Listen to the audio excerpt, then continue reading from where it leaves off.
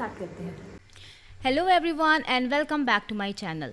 जैसा कि आप सभी लोग को पता है कि इस समय केदारनाथ के हाल कितने बुरे चल रहे हैं, बट महादेव की कृपा से जितने भी लोग वहां फंसे थे वो धीरे धीरे करके सही सलामत अपने घर पहुंच रहे हैं, तो ये बहुत अच्छी बात है। और कल है सावन का आखिरी सोमवार यानी कि 19 अगस्त, और इसी सावन के महीने में मैं भी गई थी केदारनाथ, वो भी स्कूटी से। तो मैंने सोचा क्यों नहीं अपनी जर्नी आपके साथ शेयर की जाए। तो चलो लेते हैं महादेव का नाम और शुरू करते हैं आज का वीडियो। सबसे पहले तो इस बात का ध्यान रखिएगा कि सामान कम से कम पैक करिएगा, क्योंकि मैंने ये गलती की थी, मैंने सामान बहुत ज़्यादा पैक कर लिया था, जिस वजह से हमें रास्ते में काफ़ी दिक्कत हुई। क्योंकि लखनऊ से सोनप्रयाग तक की दूरी 750 किलोमीटर है और टाइम लगने वाला था 16 घंटों का। तो अपनी ज़रूरत का सामान ही रखिएगा और कपड़े जितने कम से कम ले जाएं उतना ही बेटर है। तो पहले हमने कंप्लीट किया 13 घंटों का सफ़र और 533 किलोमीटर की दूरी तय करके हम पहुँच गए हरिद्वार।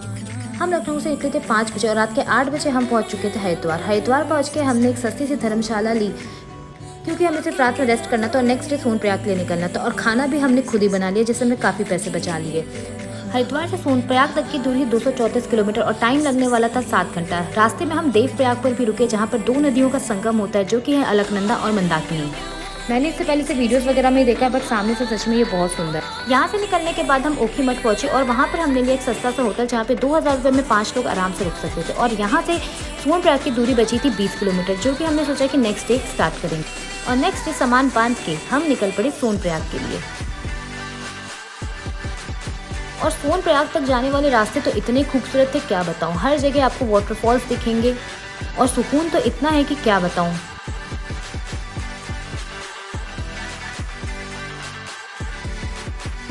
और इन्हीं खूबसूरत के नज़ारे लेते हुए हम पहुंच गए सोनप्रयाग। और यहाँ पर हमने स्कूटी लगाई पार्किंग में और अपना सामान जमा किया क्लॉक रूम में। अब यहाँ से हमें जाना था गौरीकुंड। गौरीकुंड जाने के लिए आपको सोनप्रयाग से एक टैक्सी मिलेगी, जो कि 50 रुपये में आपको गौरीकुंड तक पहुँचा दे। और गौरीकुंड पहुँच के वहीं से शुरू करेंगे आप अपनी केदारनाथ की यात्रा। वैसे तो सब बोलते हैं कि केदारनाथ की यात्रा 16 किलोमीटर की है, बट ऐसा नहीं है, ये टोटल 22 किलोमीटर की है। तो चलने से पहले आप अच्छे से कुछ खा पी के और एनर्जी लेके चलिएगा, क्योंकि रास्ते में थकान तो बहुत होने वाली है।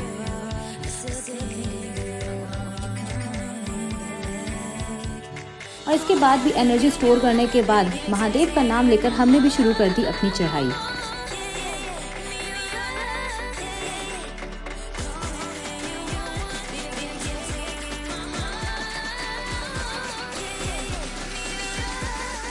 और रास्ते में इन खच्चरों का हाल देखकर तो मुझे बहुत बुरा लगा, क्योंकि मैं केदारनाथ बहुत टाइम से आना चाह रही थी, बट यही सब सोच के मैं आ नहीं पा रही थी, क्योंकि मुझसे इन बच्चों का ये हाल देखा नहीं जाता है।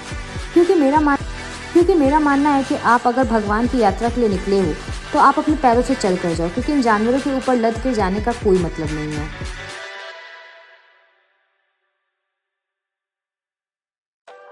और चलते चलते हम पहुंच गए रामबाड़ा के पुल पर, जो कि अब नहीं रहा, क्योंकि केदारनाथ में अभी जो रीसेंट घटना हुई है उसके बाद से रामबाड़ा का पुल पूरी तरह से डिस्ट्रॉय हो गया है। रास्ते में हमने अपना खाना भी खुद ही बना लिया, जैसे कि चाय और मैगी, क्योंकि हम अपना काफ़ी सारा सामान अपने साथ लेकर आए थे। आप भी कभी ऐसी ट्रिप पे जाओ तो ये थोड़ी चीज़ें अपने साथ ज़रूर रखना, कि जैसे चाय, चीनी, चाय पत्ती और मैगी, खासकर क्योंकि पहाड़ों में मैगी ही मिलती है और काफ़ी महंगी मिलती है, तो ऐसे आप अपना काफ़ी सारा पैसा बचा भी सकते हो। और मैं सच बता रही हूँ, अगर आपको केदारनाथ की असली खूबसूरती देखनी है तो आप कभी भी हेलीकॉप्टर से न जाओ, बल्कि चल के जाओ, क्योंकि जब आप चल के जाओगे तो आपको जो खूबसूरती दिखेगी ना केदारनाथ की, वो आपको हेलीकॉप्टर से बिल्कुल नहीं दिखाई देने वाली है। और काफ़ी टाइम तक चलने के बाद भी अभी हमें 5-6 घंटे का रास्ता और कवर करना था।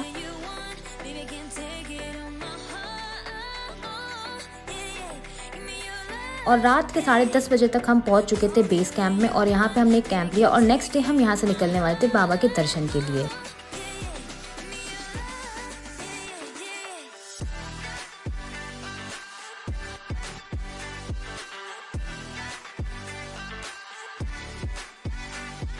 और सुबह उठ के नहा धो के फ्रेश होकर हम निकल पड़े बाबा के दर्शन के लिए। और ये सामने से दिख रहा है कैलाश पर्वत, आप देख सकते हो कितना सुंदर है, सामने आपको पूरी बर्फ ही बर्फ दिखाई दे रही है।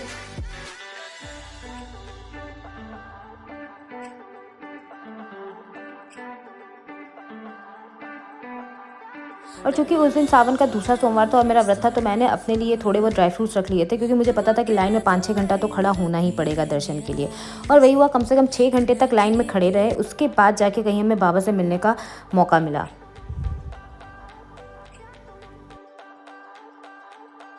और 5 घंटे तक लाइन में खड़े होने के बाद जब बाबा की झलक दिखी तो मैं सच बता रही हूँ, इतना सुकून मिलता है ना, क्योंकि आप इतनी मेहनत करके कम से कम 13-14 घंटे चढ़ाई करके ऊपर आते हो। उसके बाद जब बाबा के दर्शन होते हैं ना, आपको मैं सच बता रही हूँ बहुत अच्छा लगता है, जो कि आपको ना खच्चर पे चल के बैठ के आने में मिलेगा, ना ही हेलीकॉप्टर से आके बैठ के आने में मिलेगा।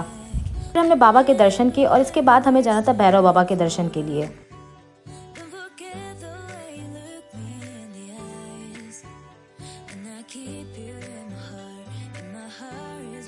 उससे पहले मैंने सोचा थोड़ी पेट पूजा कर लेते हैं, क्योंकि मैंने सुबह से कुछ भी नहीं खाया था। इसके बाद हम निकल पड़े भैरव बाबा के दर्शन के लिए। अब भैरव बाबा की चढ़ाई के लिए तो आपको पैदल ही चल के जाना पड़ेगा, क्योंकि यहाँ पे कोई भी खच्चर या पिट्ठू नहीं जाता है। अब भैरव बाबा की चढ़ाई तो काफ़ी खड़ी चढ़ाई थी और ये 4 किलोमीटर के ट्रैक को कंप्लीट करने में आपको 1 से सवा घंटा तो लगने वाला था। बट यहाँ से केदारनाथ की जो खूबसूरती आपको दिखाई देती है वो सच में कहीं से नहीं दिखाई देगी। बादलों के बीच में से होता हुआ यह रास्ता ऐसा लगेगा कि आप स्वर्ग में जा रहे हो। और ऐसे ही चलते चलते आप पहुँच जाओगे भैरव बाबा के द्वार पे, क्योंकि माना जाता है कि अगर आपने केदारनाथ की यात्रा की और भैरव बाबा को भूल गए तो आपकी यात्रा सफल नहीं होती है। तो जब भी आप केदारनाथ जाएं, भैरव बाबा के दर्शन करना तो बिल्कुल ना भूलें।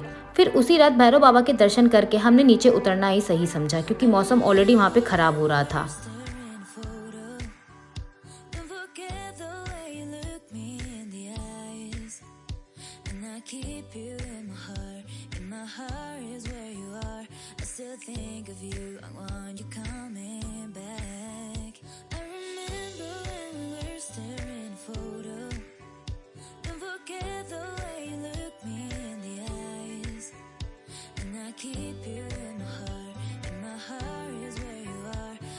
तो केदार बाबा के दर्शन करके हम 8 बजे नीचे उतरना शुरू कर दिए थे और सुबह के 4 या 5 बजे हम वापस गौरीकुंड पहुंच गए।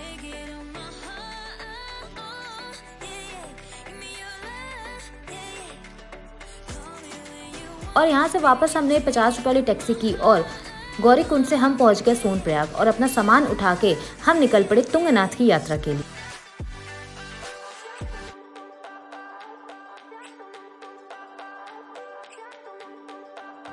और तुंगनाथ के रास्ते तो एकदम वैसे जैसे कि आप वीडियोस वगैरह में देखते हो ना, कि कोई सुनसान सी रोड है, हर तरफ बादल ही बादल है, पूरे पहाड़ से घिरा हुआ रास्ता है और रास्ते में एक इंसान नहीं है। सच में ये रास्ते बिल्कुल ऐसे ही थे, क्योंकि यहाँ आके मुझे ऐसा लग रहा था कि मैं टाइम ट्रेवल करके दूसरे टाइम में आ गई, क्योंकि लोग तो यहाँ दिखाई ही नहीं दे रहे थे।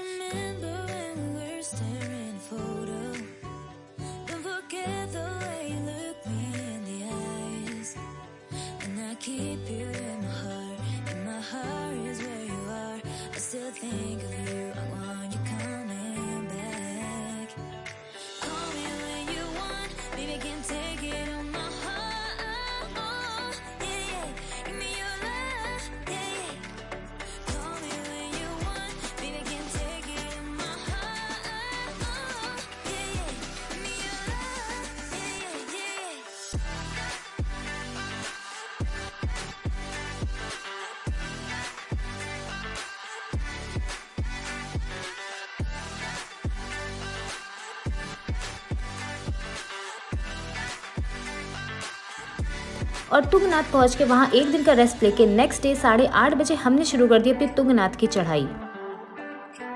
और तुंगनाथ की चढ़ाई कोई आसान चढ़ाई नहीं है, मैं पहले ही बता दूं, ये बहुत ही टफ है, क्योंकि तुंगनाथ विश्व का सबसे ऊंचा महादेव का मंदिर है, जो कि 1000 फीट की ऊंचाई पर बना हुआ है और ये 6 किलोमीटर का ट्रैक पूरी खड़ी चढ़ाई वाला है। और पूरे रास्ते यहाँ पे बारिश तो होती ही रहती है, इसलिए आपको हमेशा अपना रेनकोट साथ में ही रखना पड़ेगा। रास्ते में आपको ये छोटी छोटी चाय की दुकानें भी मिल जाएंगी, जहाँ पर बैठ के आप रेस्ट कर सकते हो और चाय वगैरह पी सकते हो। इसके बाद चलते चलते आप पहुँच जाओगे तुंग महादेव के द्वार पे। और इस मंदिर की तो खूबसूरती ही अलग है, क्योंकि ये मंदिर इतनी ऊंचाई पे बना है कि आसपास आपको सिर्फ और सिर्फ बादल ही दिखाई देंगे।